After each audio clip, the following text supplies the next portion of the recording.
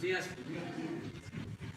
El día de hoy vamos a informar, como todos los martes, o casi todos los martes, sobre la situación de salud y en particular el comportamiento de la pandemia de coronavirus. Vamos a que nos informe el doctor Jorge Alcocer y de manera más puntual, detallada, Hugo López-Gatell, y también que Marcelo Ebrard nos informe de los efectos de la pandemia en el extranjero, lo que se está haciendo por nuestros paisanos migrantes en el mundo y en Estados Unidos. ¿Cómo está la situación? Lo que están haciendo los consulados, las embajadas, la Secretaría de Relaciones Exteriores. Entonces, vamos con el doctor Jorge Alcocer. Muchas gracias, señor presidente. Muy buenos días.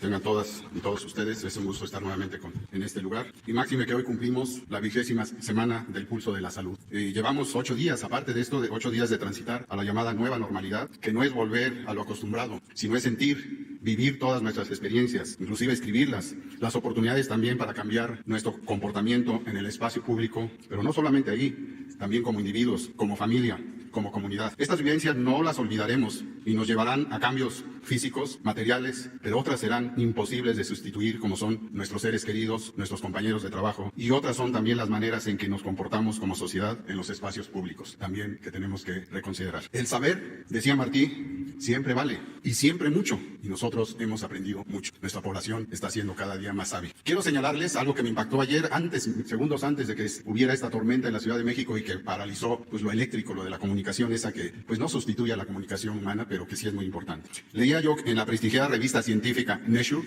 que se ha podido estimar con validez científica que 3.1 millones, 3.100.000 fallecimientos en esta pandemia se han evitado gracias a las medidas de confinamiento, a quedarnos en nuestro caso, en nuestro México, en casa a la sana distancia. Esta es una cifra realmente importante, considerando que hay 7 millones de contagiados en el mundo, de contagiados y de fallecimientos, ustedes saben el número. Hoy tenemos total conciencia de ello y, por supuesto, nuestra absoluta admiración a la población de nuestro país, a quienes en este momento viven otras realidades en el día a día. Y quiero destacar en particular a las personas que tienen familiares enfermos en este momento, aquellos que están hospitalizados y aún más en situación crítica porque lo que viven es una situación de angustia, de preocupación. Y también, desde luego, el personal de salud que día a día sigue, particularmente los trabajadores de la salud, siguen sometidos a una enorme presión, a una importante expresión de su humanismo, a una enorme demanda y cumplen un trabajo humanista que siempre hemos calificado de heroico. El personal de salud está tratando de salvar vidas y atender a personas en necesidad, a pesar de que la epidemia en nuestro país se mantiene estable y va hacia la baja, aunque sea lentamente, hay indicadores de ello. El subsecretario Hugo López-Gatell, una vez más, nos presentará hoy, además de la síntesis del COVID, tanto a nivel internacional como en nuestro país, ciertos indicadores y ejemplos de las actividades permitidas derivadas del semáforo sanitario. Y esta es la esencia de la presentación para el día de hoy. Muchas gracias. Hugo, por favor. Con su permiso, presidente, secretario, canciller, muy buenos días. Buenos días tengan todas y todos ustedes. Como ya señala el doctor Alcocer, vamos a utilizar el informe técnico diario, que algunos de ustedes lo vieron anoche, para enfatizar cuál es la perspectiva actual del curso de la epidemia en México y, posiblemente más importantemente, destacar cuál es la etapa en la que nos encontramos y, por consiguiente, cuáles son las actividades que en este momento pueden tener lugar por ser actividades esenciales y cuáles no deben activarse en este momento porque implicarían un importante riesgo de perpetuación o prolongación de la epidemia. Si me pasan la primera diapositiva, por favor. Recordar que llevamos 8 días, una semana, con este planteamiento de las actividades de control en lo que hemos llamado la nueva normalidad, que quiere decir esta expectativa de que lentamente, progresivamente, en forma ordenada, escalonada, gradual, cuidadosa y cautelosamente observada, algunas actividades podrán ir abriendo cuando el semáforo se encuentre en niveles apropiados. Y ahorita comentaré precisamente sobre el semáforo y lo que implica el semáforo, que ya había sido presentado varias veces aquí, pero que nos interesa que la población lo siga conociendo. La siguiente, por favor. El semáforo es un sistema para identificar el riesgo epidémico, la situación en la que se encuentra la epidemia de COVID-19 en el país, identificando estado por estado la situación. ¿Por qué estado por estado? Porque, como hemos comentado desde hace varias semanas, los países que son geográficamente extensos, como México, como Estados Unidos, como Canadá, como Brasil, como Rusia, India, los países que son territorialmente grandes, no tienen una sola epidemia, en realidad tienen múltiples epidemias. Esto quiere decir, es la misma enfermedad, por supuesto, causa los mismos tipos de daño a la salud, pero el tiempo en que se presenta no es el mismo en cada estado o en cada ciudad grande, sino que ciudades grandes grandes o zonas urbanas grandes, como la del Valle de México, que fue la primera en tener el primer caso desde el 28 de febrero, han tenido una progresión más lenta, porque la epidemia tiene muchos más contagios que van ocurriendo en una población tan grande. En cambio, poblaciones más pequeñas más rápidamente agotan su ciclo epidémico y pueden terminar antes, cuando menos esta primera etapa de la epidemia. Y por eso es muy importante tener un mecanismo que permita la flexibilidad para que aquellas zonas o ciudades o estados que ya han agotado su primer ciclo epidémico puedan empezar a recuperar sus actividades sociales, sus actividades económicas, sus actividades generadoras de bienestar, y que las personas puedan incorporarse a la vida pública. Pero tiene que ser muy claro que este es un proceso gradual, ordenado y que está sujeto al riesgo epidémico. Cuando el riesgo es alto, muy pocas actividades se pueden hacer. Cuando el riesgo empieza a bajar, se empiezan a sumar actividades a este propósito. Lo que ven en la imagen es el estado que guarda este semáforo. El semáforo tiene el color rojo, que es el de máxima intensidad epidémica, luego el color naranja, que es alta intensidad epidémica, el color amarillo, que es intensidad media, y el color verde, que es baja intensidad de la epidemia. Y medimos la intensidad de la epidemia con distintos criterios. Hay 4 indicadores que reflejan el cambio que está ocurriendo en la epidemia en cuanto al número de casos que se presentan diariamente, el número de hospitalizaciones que se presentan diariamente, la proporción o porcentaje de espacios en los hospitales que están ocupados con personas que necesitan atención en hospitales, y finalmente el porcentaje de personas que, teniendo los síntomas de COVID, se identifica que efectivamente la enfermedad o la infección que está causando los síntomas es el virus SARS-CoV-2 y por lo tanto es enfermedad COVID. A diferencia de otras enfermedades que hasta el momento representan en promedio 4 de cada 6 que pueden ser otras enfermedades diferentes a la infección por SARS-CoV-2. En la siguiente diapositiva lo que se puede ver es un listado de cómo funciona el semáforo. No me voy a detener en esto, ya lo presentamos en las conferencias técnicas de la noche, pero para indicar la gradualidad que tienen las actividades en distintas etapas: rojo, naranja, amarillo y finalmente verde. Destacar que el sistema educativo nacional solo abrirá cuando se esté en el semáforo verde. En la siguiente es la misma lista y me voy a concentrar ahora algunos ejemplos específicos de actividades que son permitidas, pero de manera limitada. Limitada en este momento porque el país entero está en el semáforo rojo. Es posible que en las siguientes pocas semanas algunos estados empiecen a transitar hacia el color naranja y se pueda hacer una apertura gradual. Hoteles son una actividad económica importante, pero también implican una movilización importante de personas, no solamente quienes se alojan en los hoteles, sino el personal que atiende a los hoteles o que opera los hoteles, y también los proveedores de los hoteles. En general, en cada actividad económica tenemos estos 3 componentes: la persona usuaria del servicio, ya sea cuando se trata de un servicio como los hoteles, como los restaurantes, donde concurre la gente, o los distintos otros centros de trabajo que producen bienes o venden servicios. Entonces hay un grupo de personas que son quienes utilizan los servicios o compran los productos. Hay otro grupo que son quienes trabajan en esas empresas, en esos espacios económicos, y hay un tercer grupo que son los proveedores de estas empresas. En todo momento hemos considerado la suma para cada sector productivo, para cada actividad económica, para cada actividad social, la suma de quienes se integran si se abre una empresa, un giro comercial o una rama de la economía, cuántas personas se sumarían. Y la lógica técnica de esta apertura gradual, como se presentó aquí hace un par de semanas, es tener un balance apropiado entre la aspiración de lograr reactivar la economía, el bienestar social, la generación de riqueza, sobre todo para las familias que dependen día a día de estos espacios económicos, pero por otro lado, cuidando que la cantidad de personas que se integran al espacio público sea muy, muy controlada. Porque en este momento, esto le pasa a todo el mundo, es parte natural, esperable de esta epidemia. Entre más personas se integran al espacio público, mayor es la consecuencia en términos de prolongar la epidemia o incluso hacer que la epidemia se vuelva más grande. Entre más personas estén conjuntas en el espacio público, más cantidad de contagios. Entonces, retomando aquí los ejemplos, la actividad hotelera se ha puesto una restricción del 25%. Es importante que visualicen que la actividad hotelera se mantuvo con cierta actividad considerablemente mínima a lo largo de la Jornada Nacional de Sana Distancia, y esto empezó porque cuando empezó la Jornada de Sana Distancia, las medidas masivas de distanciamiento social que nos permitieron tener a cerca de 80 millones de personas fuera del espacio público, se habían quedado varados más de 45,000 personas, mayormente turistas extranjeros, 35,000, y otros 10,000 que se habían quedado varados en distintos puntos. Si se hubieran cerrado los hoteles por completo, hubiéramos tenido un enorme problema para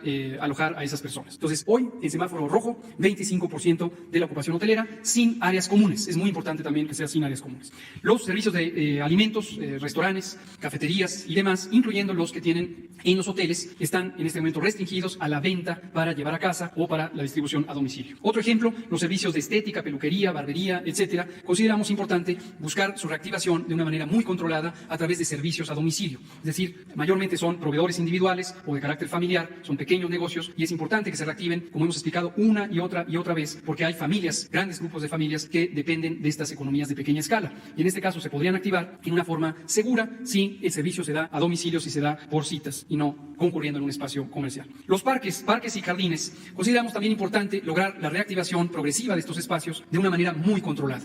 Una manera controlada implica tener un aforo limitado en espacios abiertos. Obviamente no se puede definir a priori un aforo como sí se puede definir en espacios cerrados, en donde cada establecimiento tiene una cantidad de gente permitida por sus protocolos de protección civil, pero sí se puede que la autoridad estatal y municipal, sobre todo la municipal, regule el uso de parques para que haya siempre una dispersión de personas. Esto implicaría no abrir áreas de juegos infantiles, no abrir para sitios de congregación en los parques o no permitir que estas congregaciones existan, pero en cambio sí para los usuarios individuales o en pequeños grupos que lo puedan empezar a hacer. Los establecimientos comerciales de provisión de alimentos y otros insumos básicos, como mercados y supermercados, han permanecido abiertos desde la Jornada Nacional de Sana Distancia, porque obviamente los necesitamos todos los días. Son actividades fundamentales para la subsistencia de toda la sociedad. Permanecen abiertos, se recomienda un aforo no mayor al 50% de su aforo legal y preferentemente que haya solo una persona por familia que pasa a un tiempo a abastecerse. Y finalmente tenemos el otro ejemplo, que son las actividades deportivas profesionales. Se ha estado trabajando con la Liga MX y otros funcionarios o empresarios del campo deportivo y, al igual que se ha hecho en otros países, se considera que se puede hacer de una forma muy controlada si no se permite que haya público. Aquí estamos hablando de una actividad en términos sanitarios de alto peligro de contagios si hubiera público. Sin embargo, a puertas cerradas, solo con público televidente, se puede llevar a cabo esta actividad y se considera que aún sería útil desde el punto de vista de su actividad económica. Y en la segunda diapositiva, que es la que también quiero dejar clara, son las actividades suspendidas. Los gimnasios, spas, centros de masajes, etcétera, aunque son relativamente pequeños, el riesgo estriba en el contacto físico entre personas, la proximidad en los espacios cerrados, el contacto a través de superficies inertes, como los propios equipos de realización de ejercicio, pero además una condición fisiológica, que es la respiración acelerada, que obviamente llevaría a una mayor probabilidad de contagios entre las personas. Entonces no se recomienda su apertura en semáforo rojo. Cines, teatros, museos y demás espacios culturales, auditorios, no se considera apropiado abrirlos en este momento. Son sitios donde la congregación es demasiado estrecha y demasiado prolongada y en este momento podrían ser un contribuyente muy importante de los contagios. No se recomienda abrir cines, son una actividad de importante riesgo en este momento. Los centros comerciales pasa lo mismo, son espacios cerrados donde existe una confluencia importante de personas, no se recomienda abrirlos. Iglesias, mezquitas, sinagogas y demás templos de culto, no se recomienda abrirlos por las mismas razones. Conciertos masivos superiores a 500 personas, tampoco se recomienda abrirlos, o espectáculos teatrales, musicales y deportivos y demás, no se recomienda abrirlos. Bares, cantinas, salones de fiestas, no se recomienda abrirlos durante el semáforo rojo. Termino de manera muy expedita, nada más mostrando el informe técnico, algunas viñetas, no todo, pero en la situación mundial tenemos 6.931.000 personas que desde el inicio de la epidemia en enero han sido confirmadas con COVID. 23% de ellas, que son 1.603.000, lo han tenido en los últimos 14 días. Es la parte activa de la epidemia. Lo que se muestra en las barras, como lo conocen ustedes, es la distribución por zonas del mundo, por continentes, donde 56% está la epidemia activa, la de los últimos 14 días en la región de América. Europa continua y progresivamente va disminuyendo su contribución en la medida en que la mayoría de las epidemias en Europa han estado ya en un buen control. La siguiente es el caso mexicano. Desde el 28 de febrero, cuando tuvimos el primer caso confirmado, se han confirmado 120.102 personas con COVID, con enfermedad confirmada, y de ellos 15%, que es son 18.416, lo han tenido en los últimos 14 días. Este es uno de los signos que mencionaba ya el doctor Alcocer, secretario de Salud, donde se empieza a ver manifestaciones de reducción de la intensidad epidémica. Este porcentaje de personas enfermas en los últimos 15 días, originalmente era 22%, y a lo largo de los últimos 18 días se ha ido reduciendo progresivamente. En este momento tenemos 15%.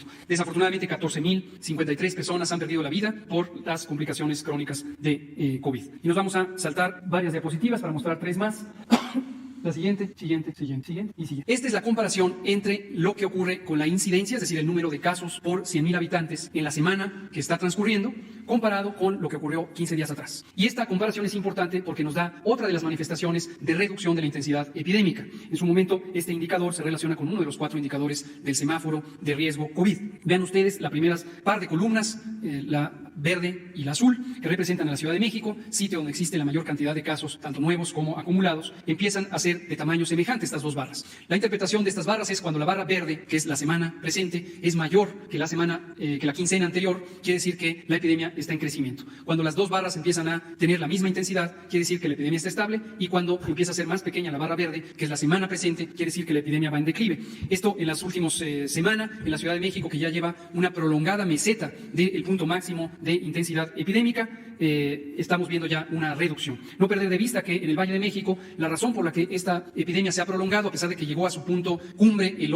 7 de mayo, es porque es una zona en donde confluyen habitantes de otras regiones, no solamente de la zona conurbada del Estado de México, sino incluso de otros municipios más remotos. Yucatán, por ejemplo, ya tiene una barra del presente más pequeña, lo mismo Guerrero, lo que es una señal de cómo se va reduciendo la intensidad epidémica. Otros estados, por ejemplo, Aguascalientes, va aumentando su intensidad epidémica en la última semana comparada con la previa. La siguiente, por favor. Y esta es la representación de la comparación de estas dos barras para pronta identificación. Vean ustedes donde aparece un 0 en la parte derecha de la gráfica, es justamente Morelos, que está en un equilibrio en su epidemia, y hacia el lado derecho vemos reducciones. Sonora, Hidalgo, Querétaro, Yucatán y Guerrero, con una reducción de 41% respecto a la quincena previa. En cambio, si nos vamos al lado izquierdo de la gráfica, vemos a Durango con una multiplicación importante o aceleración de su epidemia, le sigue Jalisco, le sigue Guanajuato, Coahuila, Aguascalientes, Nayarit y los demás estados que se muestran aquí. Vámonos a la siguiente y penúltima, que es la mortalidad. Esta mortalidad la presentamos siempre por fecha de inicio o por fecha de ocurrencia. Es la fecha donde ocurre la mortalidad, no necesariamente es la fecha en la que se comunica o confirma las defunciones. Y hemos hablado varias veces de cómo el proceso de confirmación y el proceso de notificación de la mortalidad tiene a veces un retraso importante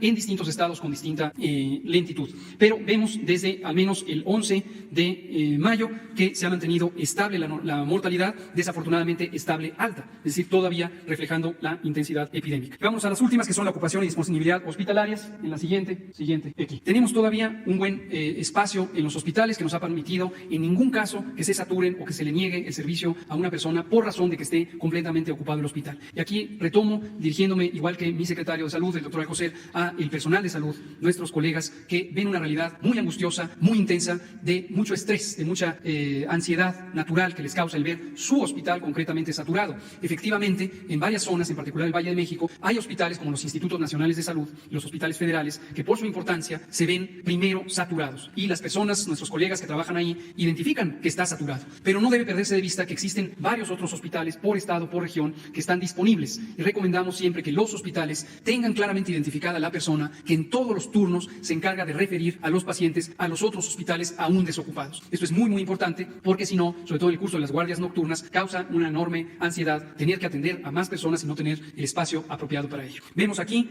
en estas gráficas la ocupación hospitalaria en camas generales. A nivel nacional, en el extremo derecho de la gráfica, 46% de ocupación, 54% de disponibilidad, y para cada una de las entidades federativas de izquierda a derecha, empezando por la Ciudad de México, que todavía tiene 22% de disponibilidad, seguida del Estado de México con 23% y Chiapas con 38% y así progresivamente. Y en la última diapositiva vemos la ocupación de camas con ventilador, esto es terapias intensivas formalmente establecidas, más las más de 7.500 camas que fueron reacondicionadas para que puedan recibir a personas críticamente enfermas que necesitan ventiladores mecánicos. 38% de ocupación general en la última columna del lado derecho y luego progresivamente del lado izquierdo en adelante el Estado de México con disponibilidad de 32%, Baja California 34%, Ciudad de México 38% y así progresivamente. Esta es la última. Presidente, secretario.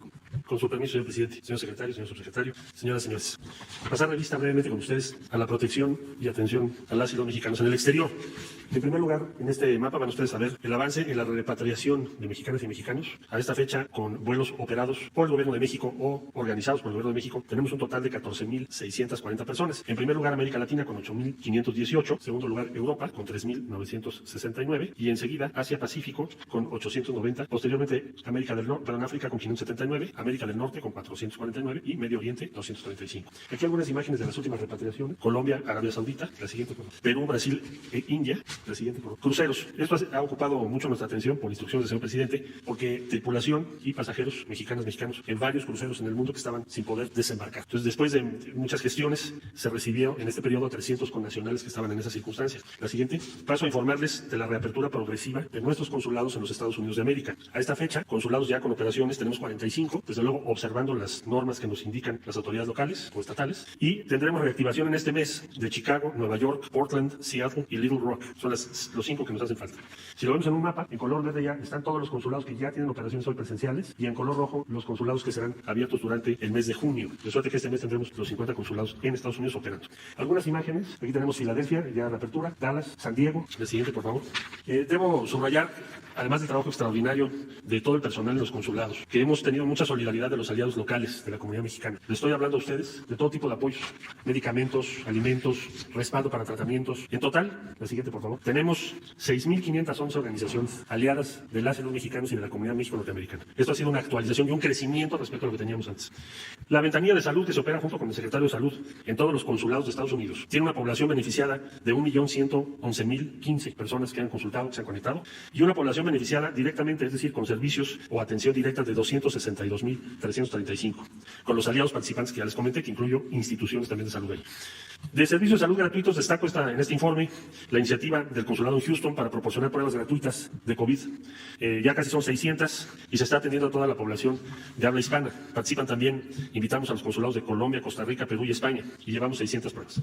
La siguiente, por favor. Consulado de Nueva York nos reporta, esta es su situación hasta el día de ayer, de todos los servicios que han dado: ventanilla de salud, documentación, asuntos comunitarios, protección consular, redes sociales, en total 14.271 servicios.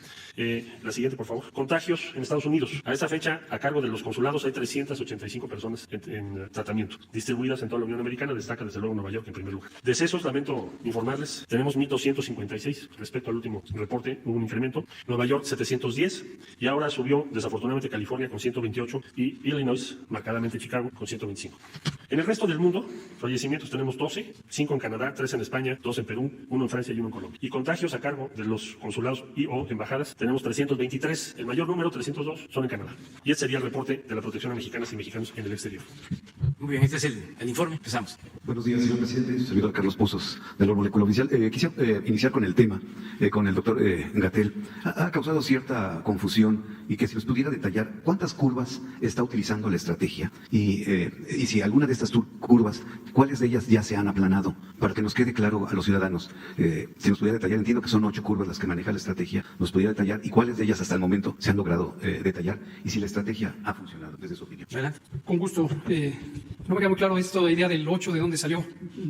Hice un análisis y tengo la segmentación de las curvas que ustedes han presentado. Ya, a ver, déjeme le explico cómo lo planteamos en México y en general en el mundo. Es lo mismo que usa la Organización Mundial de la Salud, la Organización Panamericana de la Salud y prácticamente cualquiera de los gobiernos nacionales o subnacionales para representar la epidemia. La curva epidémica, también para refrescar la memoria de quien nos escuche y a lo mejor no esté familiarizado con los detalles del tema, es una gráfica, es una representación visual del número de eventos de interés, más clásicamente casos, personas enfermas. Cada persona enferma se comunica a los sistemas de vigilancia epidemiológica que en casi todos los países los coordina la autoridad nacional. Entonces la información proviene de personas reales. Cada vez que se encuentra una persona que tiene los síntomas de COVID, la persona puede ser que acuda a atención médica y en las unidades de salud se le detecta, se toman muestras para su confirmación por laboratorio si se trata de un caso hospitalizado al 100%. En el caso de que no sea un caso hospitalizado, se toma una proporción de muestras a quienes tienen casos leves. Estas muestras se mandan al laboratorio, se procesa con una técnica especializada y el resultado puede salir positivo o negativo. Ese dato de positivo o negativo se integra junto con la información de la persona enferma y sus detalles médicos, demográficos, etcétera. Todo esto en el caso de México, no es así en todos los países, se hace a través de una plataforma informática de alcance nacional. ¿Quiénes son las personas informantes? Las y los trabajadores de la salud en cada una de las unidades de salud que están en toda la República y que dependen de los sistemas estatales de salud, tenemos 32, y de las instituciones nacionales de salud. Entonces, cada uno de estos datos, donde se dice aquí hay una persona con COVID, y aquí hay otra, y aquí hay otra, y aquí hay otra, se suman, y se suman por día.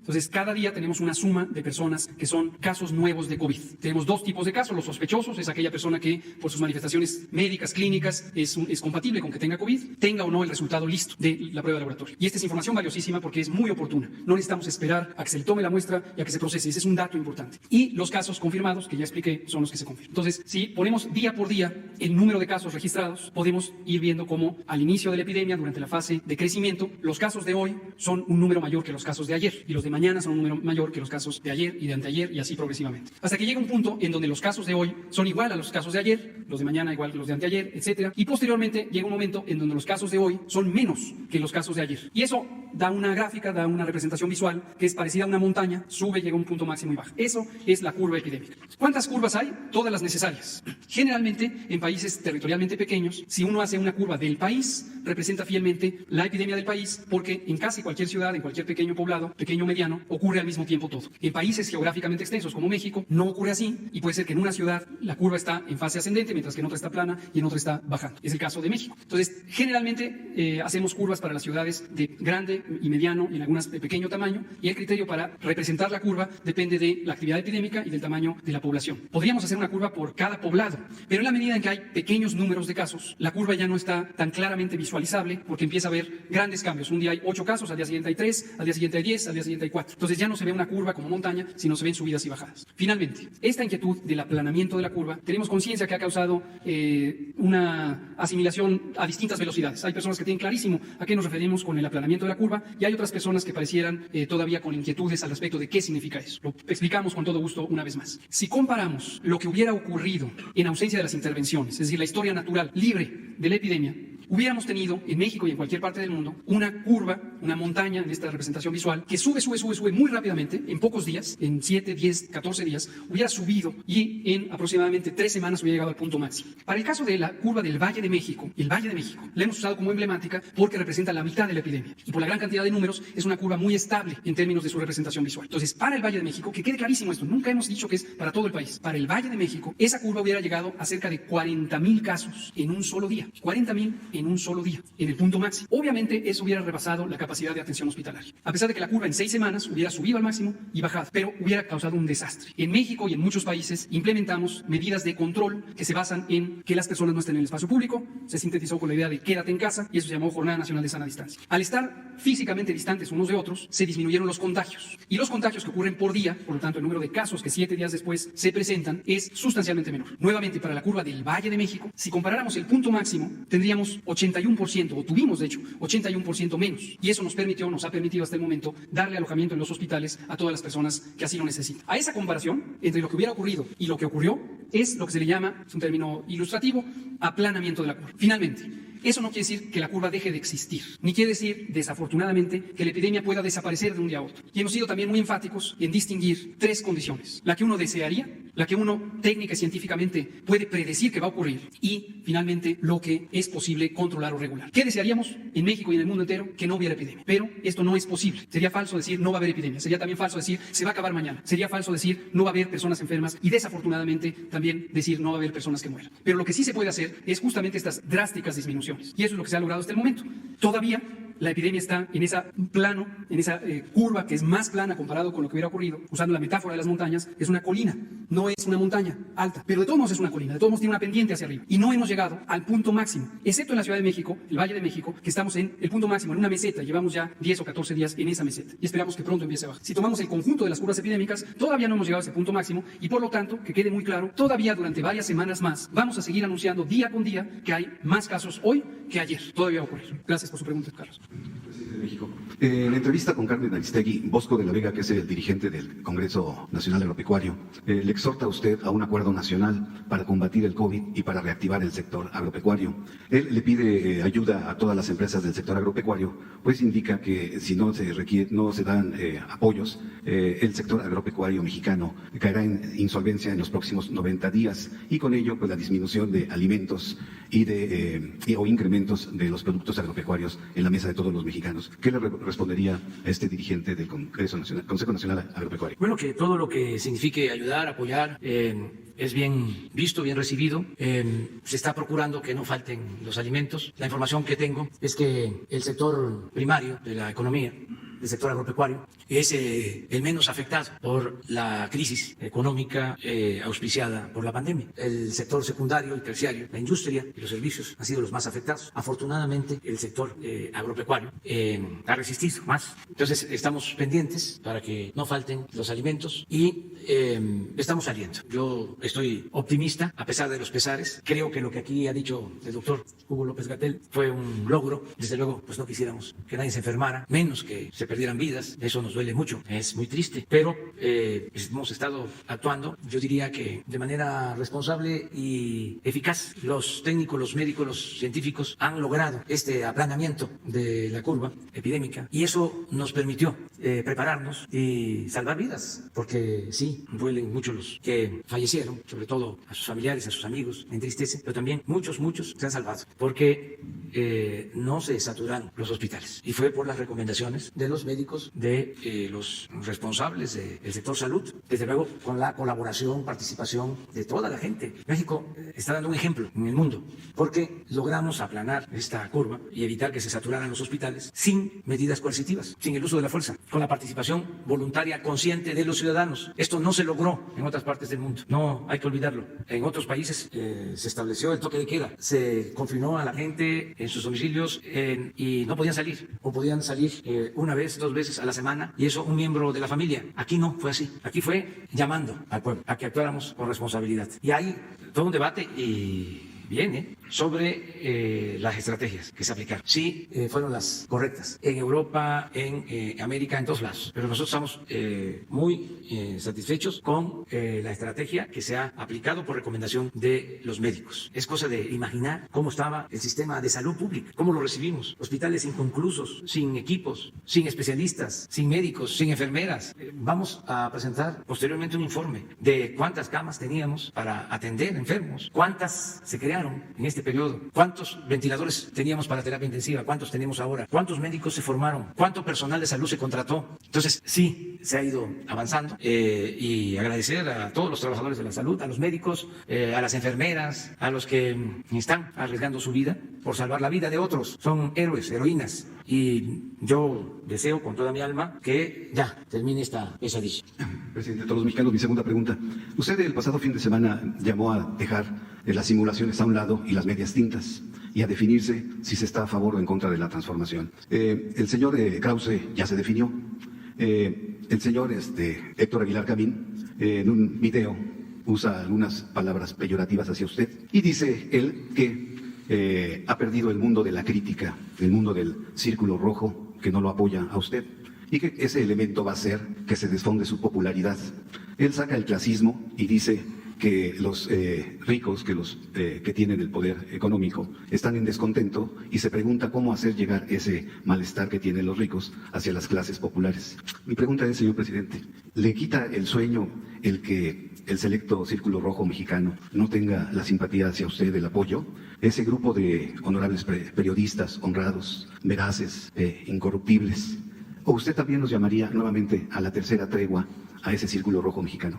Bueno, siempre que hay una transformación, lo he dicho muchas veces, se presenta una oposición, se genera una reacción. De ahí viene lo de los reaccionarios. Siempre que hay una transformación. Así como hubieron independentistas, hubieron realistas. Así como hubieron en la reforma liberales, hubieron conservadores. En la revolución, antireeleccionistas y reeleccionistas, defensores de Porfirio Díaz. Y así ahora, es igual. Y yo he llegado a la conclusión que no ha habido mucha confrontación. Nada que ver lo que sucedió en esas 3 transformaciones con lo que está pasando en la actualidad, con la 4ª transformación. Baste decir que en la independencia, en la reforma, en la revolución, pues hubo confrontación armada. Ahora hay una confrontación política y de ideas. Y eso es normal y legítimo. Es natural que pensemos distintos. Así es la democracia. Siempre he dicho que sería muy aburrida la vida si todos pensáramos de la misma manera. Estaríamos bostezando, muertos de aburrimiento. Ahora no, ahora hay esta polémica. Y es, en efecto, un tiempo de definiciones. Y nos estamos acomodando, pues cada quien en su terreno. El que es conservador, pues está ya colocado. Porque también, como hay polémica, como hay debate, pues no hay para dónde hacerse. Se necesita la definición. Y van cayendo las máscaras y va apareciendo lo que somos. Y eso es muy bueno.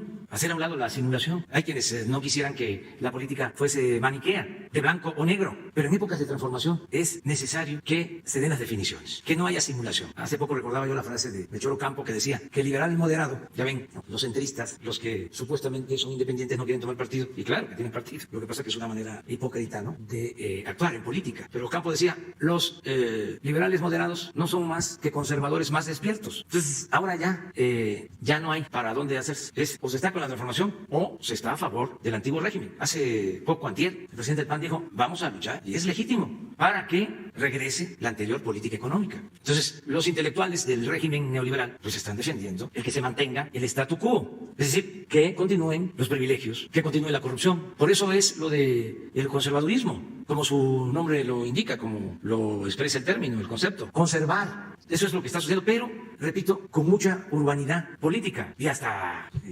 con sentido del humor. Porque cuando Enrique Krause compara al gobernador de Jalisco con Mariano Otero, como que exageró un poquito, no mucho. Le faltó nada más compararlo con Valentín Gómez Farías, que también es de Jalisco, o con Ignacio Vallarta, que también fue de Jalisco, y de tantos jaliscienses. Por eso yo le dije también en buen tono, porque no hay que enojarse, de que era Lucas Krause Alamán.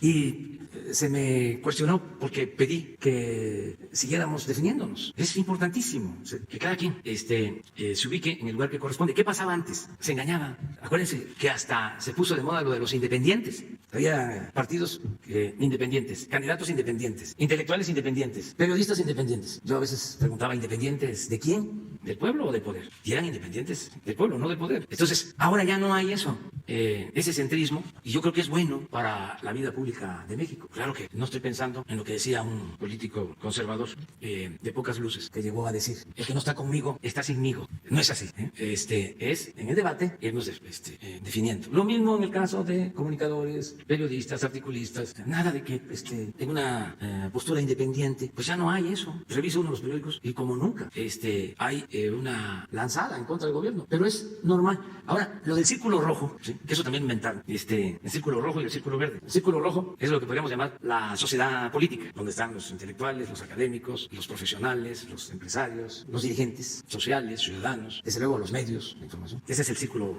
rojo, ¿no? Clase media alta. Y el círculo verde es el pueblo raso. Entonces, esa era la concepción. Y lo que importaba era controlar el llamado círculo rojo. Pero ya todo eso ya cambió. Para empezar, los del círculo rojo, pues no todos están de acuerdo con el régimen de corrupción. O sea, no es, a ver, todos piensan como nosotros, dicen estos intelectuales orgánicos, ¿no? Somos del círculo rojo. No, yo conozco empresarios, la mayoría de los empresarios, gente honesta, gente que quiere el progreso del país, sinceramente, que trata bien a sus trabajadores. Bueno, ahora, con la pandemia, los que todavía le están pagando a sus trabajadores, empresarios ejemplares, con dimensión social, y bueno, pues esos en el esquema político neoliberal estarían en el círculo rojo y no están a favor de la corrupción. Los que están a favor de la corrupción, pues son los que sacaban beneficios, vivían al amparo del poder público, se cobraban muchísimo.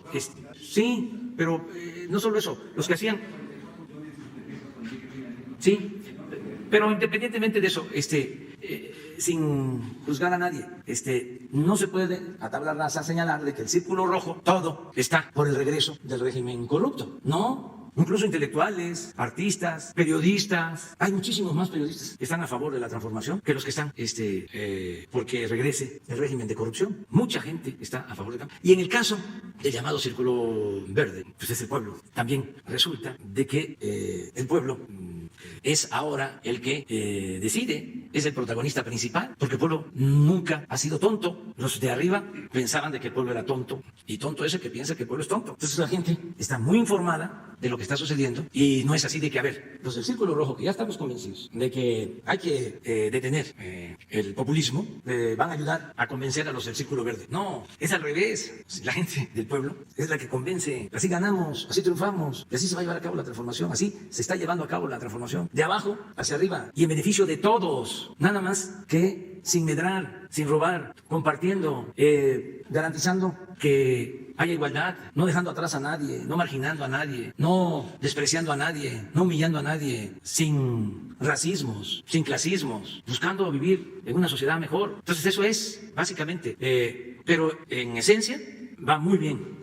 La oposición está bien portada. Mañana o pasado mañana les voy a dar a conocer unos documentos que me llegaron. El mismo pueblo que me entrega cosas de la estrategia que tienen para debilitarnos políticamente hablando. Bueno, los voy a presentar aquí. 2 documentos de la estrategia, incluso quienes participan, sus vínculos en el extranjero, cómo se contempla el hacer campaña a través incluso de la prensa internacional en contra nuestra. Y como no tengo por qué ocultar eso, me llegó, yo lo doy a conocer, a ver si es cierto, es válido, si lo damos a conocer. conocer aquí. No va a faltar quien diga que sí es válido o que sabe, porque resulta que los analistas a los que contratan para hacer todas estas campañas, pues hay algunos ahí que son simpatizantes, o sus familiares, y ya la vida pública es cada vez más pública. Entonces eso de acuerdos en oscurito ya no existe tampoco, ya predomina la transparencia. Entonces por eso voy a dar a conocer esos dos documentos mañana o pasado.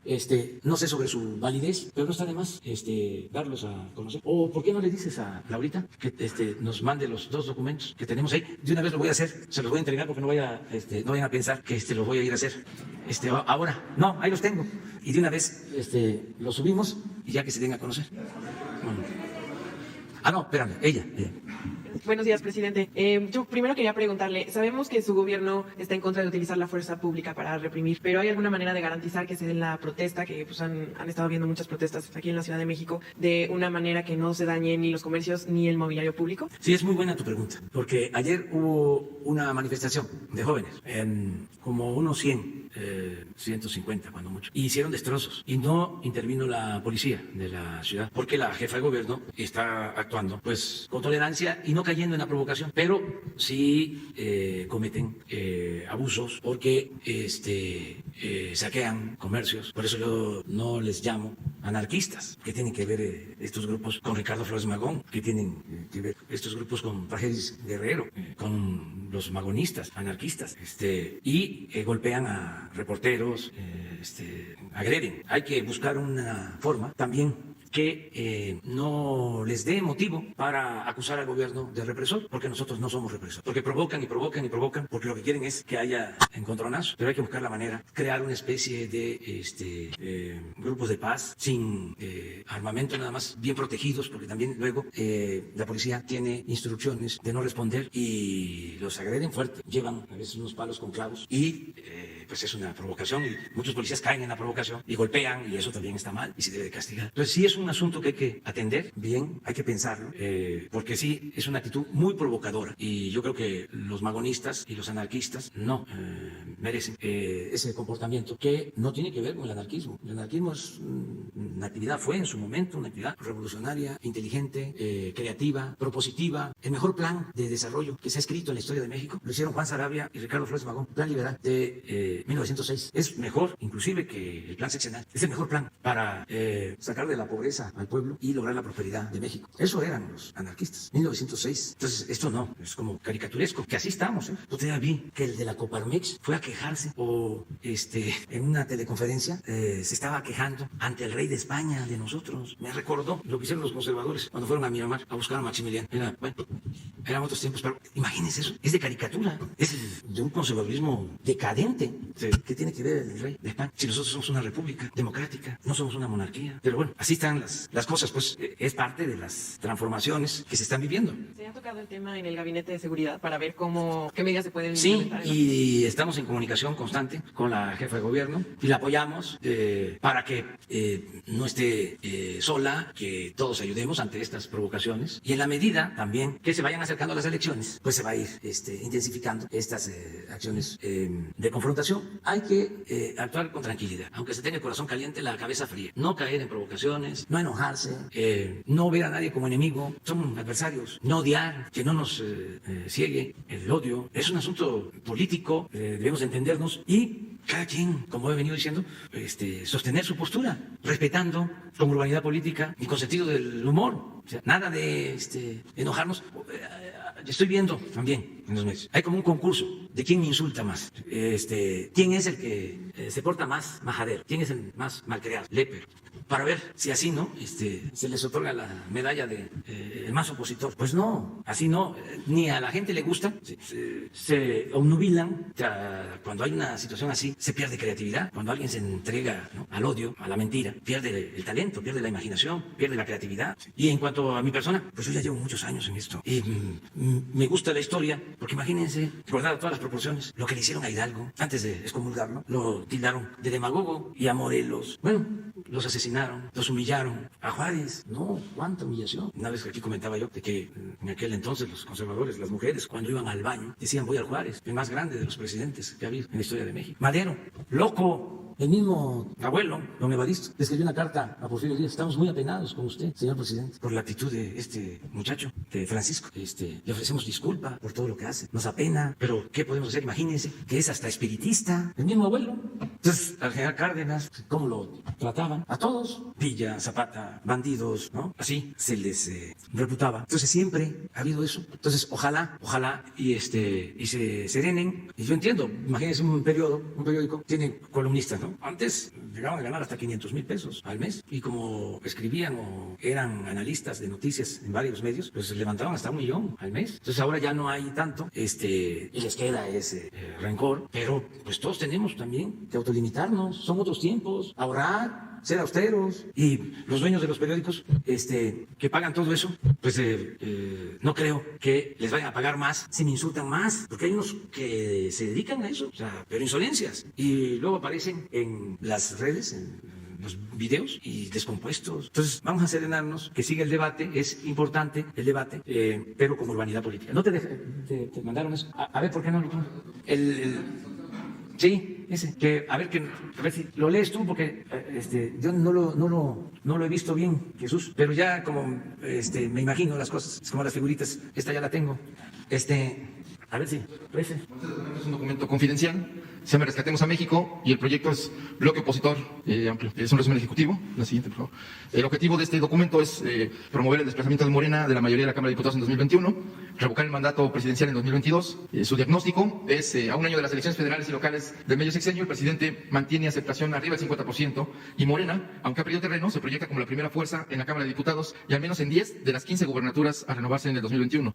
El gobierno ha logrado mitigar el impacto económico de la crisis sanitaria del coronavirus, regalando grandes cantidades de dinero al público, de dinero público entre los afectados, a través de los programas sociales. Es dinero sin ninguna utilidad efectiva contra la pobreza, pero con beneficios político-clientelares inmediatos. No obstante lo anterior, es posible desplazar a Morena en las próximas elecciones federales y locales si se aplica desde ahora una estrategia en dos frentes. Por un lado, potenciar las debilidades y limitaciones de Morena como partido en el gobierno, malas administraciones locales, pugnas internas, debilidad organizativa y alejado del presidente de la República. Por otro lado, integrar un bloque opositor amplio, BOA, a la 4T, donde participen PAN, PRI, PRD, MC, partidos emergentes como México Libre, gobernadores, alcaldes de las principales ciudades, grupos empresariales locales, medios de comunicación y comunicadores afines, redes sociales orgánicas y organizaciones de la sociedad civil. Estrategia central: impulsar un bloque opositor amplio para avanzar en dos momentos: ganar la mayoría de la Cámara de Diputados en el 2021, retirar a AMLO de la presidencia de la República en 2022 mediante la revocación de mandato. Su plan de acción es: 1. Acordar con las dirigencias nacionales de PAN, PRI, MC, PRD y organizaciones afines la postulación de candidatos únicos en los distritos electorales federales de mayor rentabilidad. Mediante encuestas, determinar las fortalezas y posibilidades de triunfo de cada partido y promover candidaturas únicas del BOA, ya sea de jure o de facto. Número 2. En los estados gobernados por el PAN, PRI, PRD y MC, acordar con los mandatarios una alianza para apoyar el BOA, tanto en los distritos electorales federales como en los locales, de acuerdo a las posibilidades reales y al peso específico de cada partido. Encargar a las cámaras empresariales locales que apadrinen a los candidatos del bloque opositor con recursos, personal, propaganda, manejo de redes, movilización, organización y capacitación electoral. 4. Cuidar el perfil de los candidatos del bloque opositor, seleccionar jóvenes y mujeres de la sociedad civil con buena fama pública, preparados en temas de políticas públicas, identificados con los valores empresariales de libre mercado, distintos a los políticos profesionales o clientelares de Morena. Apoyarse en egresados del Tecnológico Monterrey, el ITAM, la Universidad Panamericana y la Iberoamericana. 5. Centrar el discurso del bloque opositor en dos ejes: desempleo o inseguridad. Responsabilizar a la presidencia de AMLO y a la 4T del ahondamiento de estos dos males del país. 6. Contratación de grupos de redes sociales, influencers y analistas para insistir sobre la destrucción de la economía, de las instituciones democráticas y el autoritarismo político del gobierno de la 4T. 7. Desde ahora, campañas del bloque opositor en medios de comunicación y redes sociales cuestionando los resultados del gobierno, desempleo, pobreza, inseguridad y corrupción. 8. Cabildeo del bloque opositor en Washington, Casablanca y Capitolio para destacar el daño que está haciendo a las inversiones norteamericanas el gobierno de la 4T. Más que compararlo con Venezuela, el bloque opositor debe subrayar la altísima migración masiva de mexicanos hacia Estados Unidos si se profundiza la crisis de desempleo e inseguridad. 9. Replicar esta narrativa en la prensa norteamericana y europea. 10. Campaña de negativos contra Morena. Destacar su rijosidad crónica, su divisionismo interno y su incapacidad para gobernar. Baja California, Ciudad de México, Chiapas, Morelos, Puebla, Tabasco, Veracruz, así como ciudades importantes. Es tan negativo Morena que hasta AMLO se ha deslindado y distanciado de su propia criatura. Bueno, dice criatura. 11. Promover conferencias presenciales y virtuales de los principales analistas, columnistas y periodistas críticos de la 4T, especialmente de Nexos, Proceso, Reforma, El Universal, Milenio, El Financiero, El Economista. 12. Una vez que inicie el proceso electoral, el discurso del bloque opositor debe martillar dos tesis. Morena es perfectamente derrotable en las urnas el 6 de junio del 2021. 2. Ganando la mayoría de la Cámara de Diputados, el bloque opositor cerrará la llave del presupuesto a la 4T, bloqueará las reformas legislativas lesivas, habrá un contrapeso real al presidencialismo de AMLO y crecerán potencialmente las posibilidades reales de revocar el mandato presidencial en marzo del 2022. Promotores y actores del bloque opositor, empresarios, asociaciones civiles, Consejo Coordinador Empresarial, Coparmex, Grupo Monterrey, FEMSA, Frena y Consejo Nacional Ciudadano. Sociedad política, bloque de gobernadores anti-4T, 14 estados, hasta el momento Aguascalientes, Baja California, Colima, Chihuahua, Coahuila, Durango, Guanajuato, Jalisco, Nuevo León, Querétaro, Quintana Roo, Tamaulipas, Michoacán y Yucatán. Expresidentes Vicente Fox y Felipe Calderón, bloque de legisladores de oposición, diputados y senadores, grupo de consejeros del INE y magistrados del Tribunal Electoral del Poder Judicial de la Federación, dirigencias nacionales del PRI, PAN, MSA y PRD y México Libre, medios comunicadores y encuestadores. Reforma, El Universal, El Financiero, Proceso, Nexos, Carlos Loret, Broso, Ciro Gómez Leiva, Pablo Iriar, León Krause, Denis Dresser, Héctor Aguilar Camín, Enrique Krause, Jorge Castañeda, Amparo Casar, Leo Zuckerman, de encuestadoras Consulta Mitofsky, Massive Caller, Buen Día y Laredo y Parametría. Redes sociales, cuentas asociadas a México Libre, el expresidente Calderón, la R, PAN, Frena, Denis Dresser, Carlos Loret, Fernando Belauzarán y los hashtags del Cacas y AMLO MX te reclama, Al Internacional, cabildeos anti-4T en Washington, fondos de inversión en Wall Street, corporativos vinculados al TEMEC, prensa extranjera de Estados Unidos y Europa, corresponsales extranjeros en México. Eso es todo lo que dice el documento de la estrategia del bloque opositor. Ahí, como dicen en mi pueblo, ahí queda eso, decía don Trino Malpica. Y el otro, también se los entrega de lo de las redes. Entonces ahí tienen. ¿Cómo? No sé, me llamó la atención porque llegaron dos documentos aquí a Palacio. Seguramente, pues un simpatizante, ¿no? Que debe de estar hasta trabajando con. No, es que ya ahora las cosas se saben antes de que sucedan. Buen día, Hans Salazar de ZMG Noticias, Grupo Político y Social Virtual. A propósito de cómo se han comportado algunos estados y particularmente el estado de Jalisco, el gobernador, yo quisiera plantearle un tema delicado que ya usted ha tocado por lo menos 2 veces en estas conferencias matutinas, pero ahorita quisiera yo comentarle el tema de que la Fiscalía del estado de Jalisco trasladó a 6 jóvenes detenidos a partir de estas manifestaciones en contra del gobernador por la muerte de un joven, de Giovanni, al penal de máxima seguridad Puente Grande. Sin carpeta, están denunciando los familiares, sin carpeta, sin pruebas y sin dar aviso a el abogado.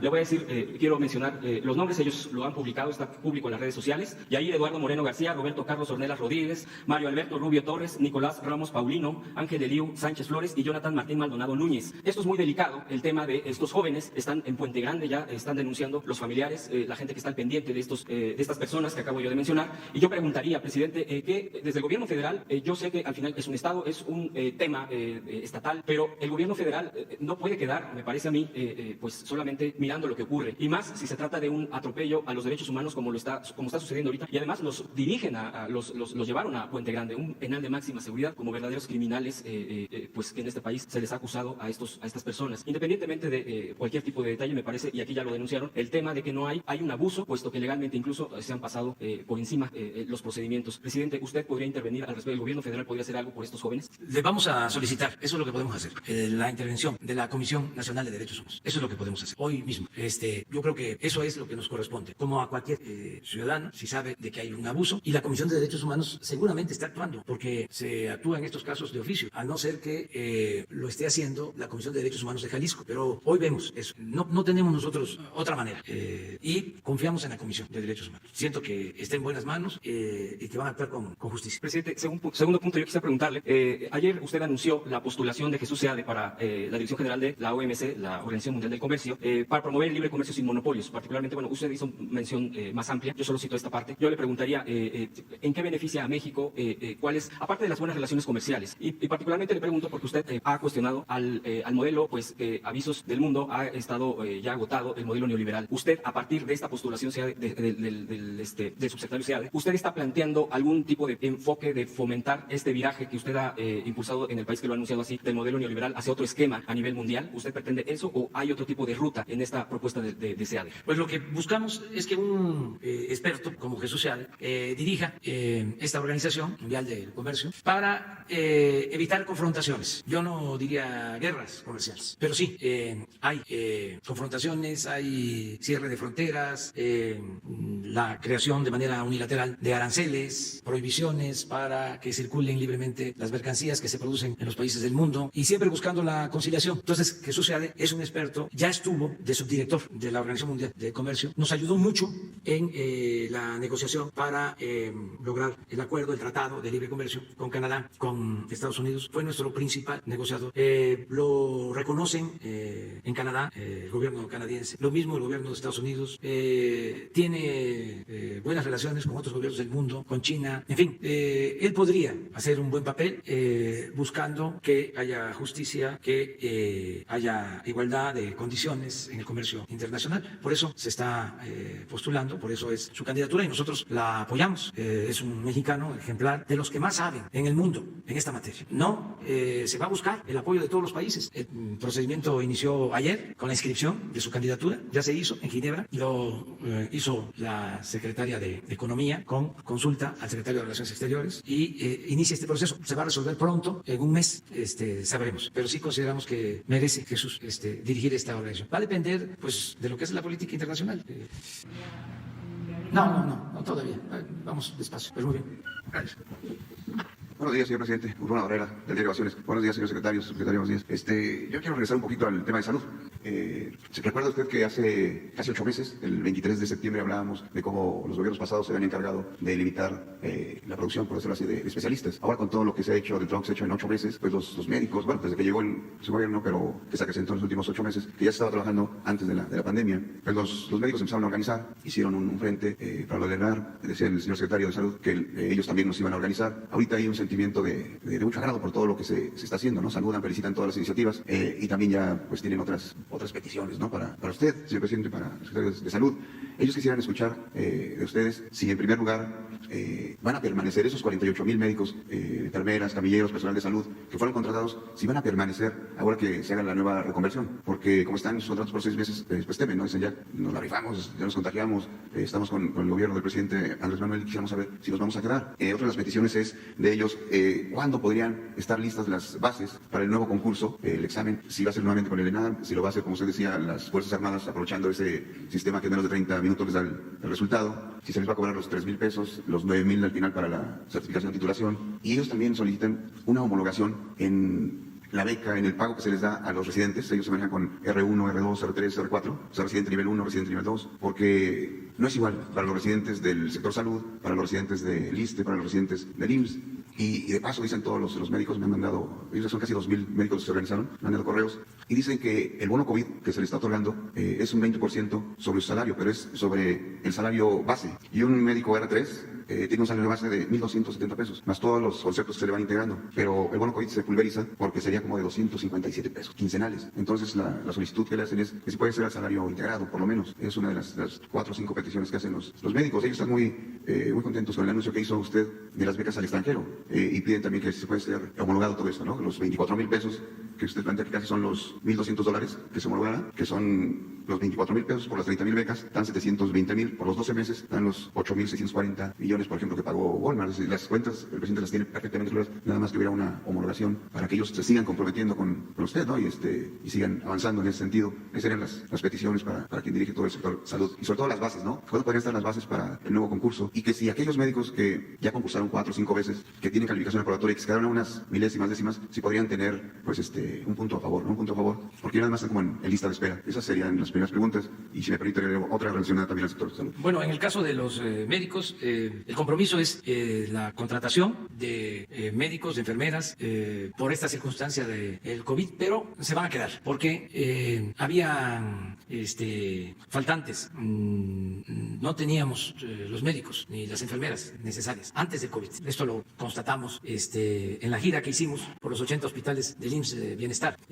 Recuerdo que de los 3 hospitales del IMSS Bienestar que visitamos de Yucatán, no había pediatra en los 3, por poner un ejemplo. Entonces se quedan, y va también el plan de la formación de las 30,000 becas para estudiar especialidades en el extranjero. Y en efecto son como 8 o 10 mil millones de pesos que vamos a destinar cada año para mantener estos 30,000 becados especialistas. Vamos a dejar ese legado de especialistas, que no nos vuelva a suceder lo mismo, que si no es por el aplanamiento de la curva epidémica, hubiésemos tenido un grave problema, porque no tenemos especialistas especialistas. No olvidar que los 36 años de política neoliberal, a veces les molesta que yo esté repite y repite, pero no quiero que se padezca de amnesia, que olvidemos. En 36 años se apostó a privatizar la educación y nos dejaron sin médicos y sin especialistas. Entonces, eso ya no puede seguir sucediendo. Entonces, sí vamos a atender sus peticiones, vamos a irlas resolviendo. El sector salud tiene presupuesto suficiente, como nunca.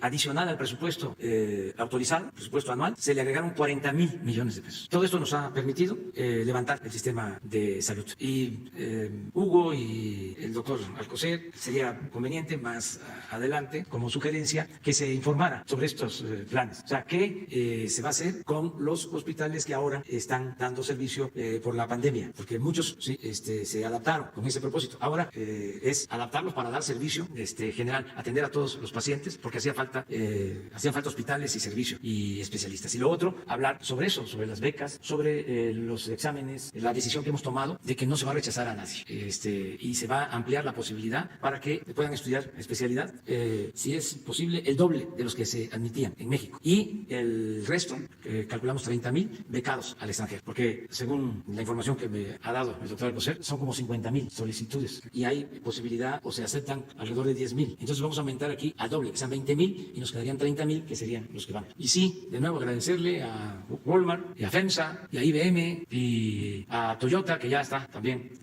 haciendo trámites, y a otros que están actualizando sus pagos y con esto nos están ayudando mucho. Les agradecemos mucho a las empresas que decidieron ponerse al corriente y no ir a tribunales, que nos iba a llevar tiempo. Ya en el caso de Walmart ya pagaron. El caso de FEMSA, 3 pagos van a ser, terminan de pagar creo que en julio, y ya pagó IBM y Toyota está en lo mismo. Hay unas empresas canadienses, mineras, que no están al corriente, quieren ir a tribunales internacionales. Entonces aprovecho para mandarle un mensaje respetuoso al embajador de Estados Unidos, Diego de Canadá, que nos ayude a convencerlos de que para qué vamos a tribunales, que es muy claro que tienen esas deudas con el SAT y que ojalá ¿Y todos están colaborando? ¿Cuántos? Ojalá y nos ayuden a convencernos, porque todo esto es muy oportuno con la crisis, pues nos permite que no se nos caiga la recaudación y tener los recursos suficientes. De los que ya están colaborando, señor presidente, ¿cuánto es el cálculo más o menos de lo que ingresarían a las arcas? Pues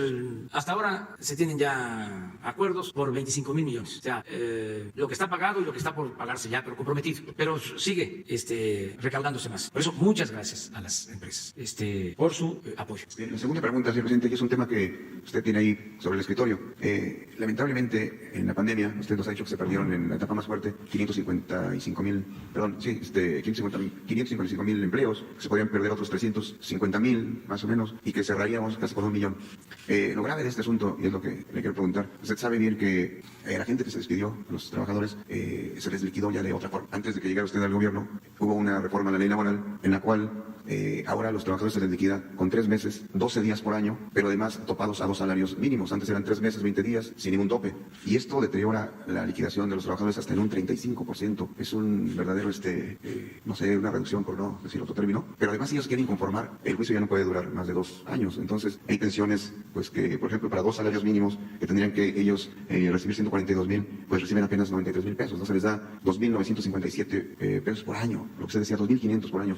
La petición de los trabajadores es que si usted podría hacer algo, ¿no? Una iniciativa de ley, recuperar lo que estaba antes o incluso trascender mejorando esta parte de la ley laboral. No sé cuál es su opinión, señor presidente. Sí, vamos poco a poco. Tenemos que salir de la crisis pronto, de lo que causó la pandemia, de los daños que está causando. En efecto, nosotros calculamos que vamos a perder 1 millón de empleos formales, porque es mucho más el número de empleos que se pierden en la economía informal, que es lo más preocupante. O sea, porque los que están inscritos en el Seguro Social eran 20,500,000 trabajadores. Entonces, si perdemos 1 millón, lo peor fue abril, se perdieron 550,000 empleos. Ya para mayo, aunque dentro de 3 días se van a dar a conocer los datos, la información que tengo, porque pues eso lo veo diario, es de que ya se redujo la pérdida de empleos. Va a estar en menos de 350,000 mayo, de 550 a 350, a menos de 350. Y esperemos que en junio caiga menos, pero va a ser alrededor de 1 millón. Y lo que queremos es que ya, como V, eso tampoco lo aceptan nuestros adversarios, dicen que no, que va a ser una L, que es así y se va a ir así, que no va a haber recuperación económica. Y yo digo que es así y así, V, ese es mi planteamiento. Y para eso estamos reforzando la economía popular con los créditos y todos los apoyos a la gente para que haya más capacidad de consumo. Esa es nuestra estrategia principal y nos va a ayudar mucho la entrada en vigor del tratado para el 1 de julio. Por eso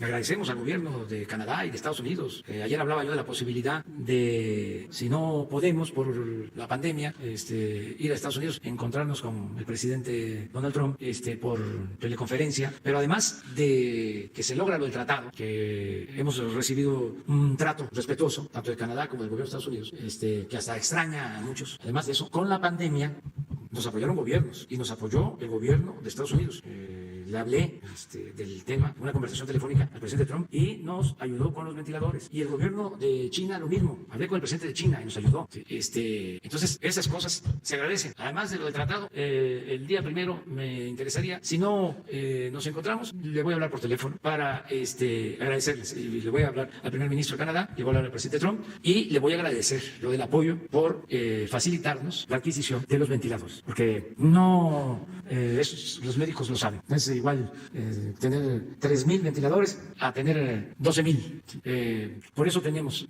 posibilidad de atender enfermos en terapia intensiva y se han salvado vidas. Entonces, vamos a hacer reconocimiento, ¿no? Al gobierno de Estados Unidos y también al gobierno de China. Por ahí la China sí está más lejos porque ahí no.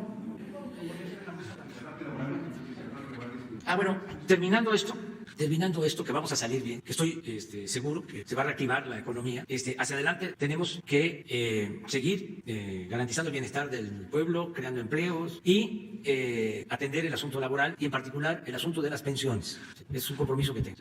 Antes de terminar, ver qué hacemos con las pensiones, porque todas las reformas que hicieron a la Constitución, o la mayor parte de la mayoría de las reformas que hicieron a la Constitución del periodo neoliberal fue para afectar esto que estás hablando de la disminución del pago por despidos a trabajadores. Bueno, pues es una muestra, pero así muchas otras cosas. La misma decisión de entregar las pensiones a las administradoras, a las AFORES, el que ya para el 2024, 2025 van a empezar a jubilarse trabajadores y si no hay una reforma, si no intervenimos, van a recibir la mitad de su salario. Porque fue realmente antipopular todo lo que hicieron. Copiaron modelos en el marco de la política económica neoliberal contrarios a los trabajadores y al pueblo en general. Todas las reformas que hicieron a la Constitución fueron para perjudicar al pueblo y beneficiar a una minoría, y todas con el sello de las recomendaciones de organismos financieros internacionales, pura receta de las que enviaban desde el extranjero para que se aplicaran en México y en otros países del mundo. Se ajustó el marco legal para imponer una política antipopular y entreguista. Entonces, todo lo que podamos revertir, se pudo revertir lo de la llamada o mal llamada reforma educativa. Fíjense lo que se ha ganado con eso. Ahora, con la pandemia, los maestros no dejaron de estar pendientes de sus alumnos en un porcentaje considerable. La vez pasada lo mencionaba aquí Esteban Moctezuma, el 80% de los maestros estuvieron atentos. Y desde que llegamos al gobierno, ni un solo paro de maestros. Con la imposición de la llamada reforma educativa, por la fuerza, polarizaron, crearon o generaron violencia. Encarcelaban maestros, crearon un ambiente adverso al magisterio nacional. Todo eso ya no existe. Ya hay un ambiente completamente distinto. Cuando hablan de que se está polarizando la sociedad, no. Pues, solo que se considere que una minoría rapaz es un polo tan importante. No, la mayor parte de la gente está de acuerdo con los cambios, con las transformaciones. Bueno, nos vemos. Le cambiamos un poco a lo de salud, porque Hugo va a estar por la tarde y todos los días de 7 a 8. Además, son muy buenas conferencias, son cátedras magistrales, conferencias magistrales, de 7 a 8 y además información de primera. Me han dicho que por qué ya no eliminamos las conferencias, que ya no hablemos. Hay países en donde por política ya no quieren hablar del tema, incluso no quieren dar cifras. Entonces nosotros no, tenemos que estar informando. Empezamos antes que otros y a lo mejor vamos a terminar después de otros, pero tenemos que estar informando, porque si estamos informados nos cuidamos mejor, nos vamos a cuidar. Mañana platicamos, ¿no? Mañana seguimos adelante conversando. Adiós.